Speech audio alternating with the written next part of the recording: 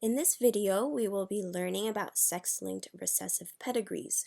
Before we move forward, pause the video and discuss with your partner if this is an autosomal or sex-linked pedigree and explain why, and determine if this is a dominant or recessive pedigree and explain why. When figuring out if a pedigree is autosomal or sex-linked, you have to look at the people who are affected. If both genders are equally affected by the trait or disorder, then it is autosomal. So this means that something occurred in the first 22 chromosomes to have this trait or disorder. If mostly one gender is affected by it, then it is sex-linked. This means that this trait or disorder was located on the sex chromosomes. Take a look at this pedigree, and since both genders are affected, this is an autosomal pedigree.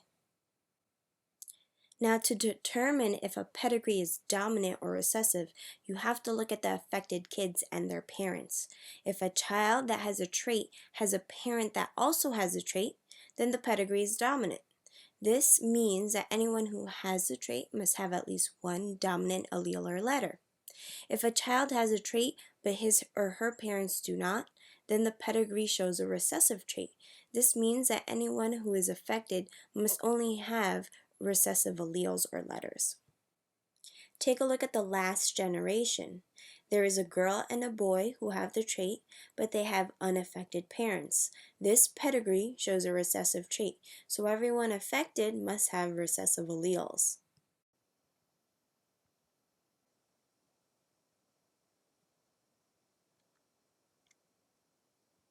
Look at this pedigree. This is sex-linked because only males are affected. Since it is sex-linked, we need to include X's and Y's in the genotypes. This is also a recessive pedigree because the boys who are affected have normal parents. Examples of sex-linked traits are hemophilia and color blindness. Since these are recessive traits, all affected people should have a lowercase h if we're referring to hemophilia. If the pedigree showed color blindness, we would use the letter C instead. And people who aren't affected would have at least one dominant allele. Let's determine the genotypes for this pedigree and assume that it follows the trait of hemophilia. Again, it is sex-linked because one gender is affected, so we need to include X's and Y's. And it is recessive because all the affected boys have normal parents, so we will use a lowercase h for them. Let's start with the affected boys, since there's only one way to write their genotype, which is X, lowercase h, and Y. Now let's move on to the unaffected boys, since there's only one way to write their genotype, which is X capital H Y.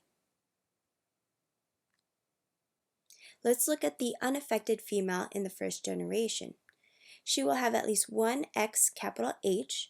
The other X might include a capital or a lowercase h. How do you know which one it will be? Well, let's look at her kids. She has two girls and one boy. The affected boy got the Y from his father, so the X lowercase h had to come from the mom. She's considered a carrier because she doesn't have hemophilia, but she carries the recessive allele, so fill in half of her circle. Let's move to the second daughter on the right side. She has only one son, and he has hemophilia. Since he got the Y from his dad, the X lowercase h had to come from the mom, making her a carrier. Let's go to the affected male in the last generation and his mom. He got the Y from his dad, so the X lowercase h had to come from his mom, making her a carrier too. Now let's look at her mother. Well, the daughter got the X capital H from the father because if she got the Y, then she'd be a boy. So the lowercase h had to come from the mom. Finally, let's look at the second daughter. She also got the X capital H from her dad, but her mom can either give her an X capital H or an X lowercase h. And we don't know for sure what the mom can give because she could give either one of them. So we'll put an X dash. Let's fill in the genotypes for this pedigree and still assume that it is for hemophilia. The affected boys and girl would be one of the easiest genotypes since there is only one way to write it. The boys will have an X lowercase h y, and the girl will have an X lowercase h x lowercase h. Now let's move to the unaffected boys since there's only one way to write their genotype, which is X capital H Y.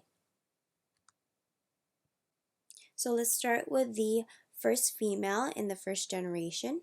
She has to have an X capital H because she's unaffected. She has 4 children, 2 boys are affected. They got their Y's from the father, so the X lowercase h had to come from the mom, making her a carrier. Now let's look at her only daughter. Since she is unaffected, she has to have an X capital H. She got the X capital H from her father because if she got the Y from him, then she would be a boy. Her mother could give her a capital H or a lowercase h. Since we don't know which one for sure, we're going to have an X dash for her second allele. Let's move to the last generation with the 3 kids, where there's one boy and a girl that's affected. Their unaffected mom must have an X capital H. Since her daughter is hemophiliac, one X lowercase h had to come from her since the other had to come from the dad. Finally, let's take a look at her parents. She got an X lowercase h from her father, and her mother is unaffected, so the second allele would be an X capital H as well.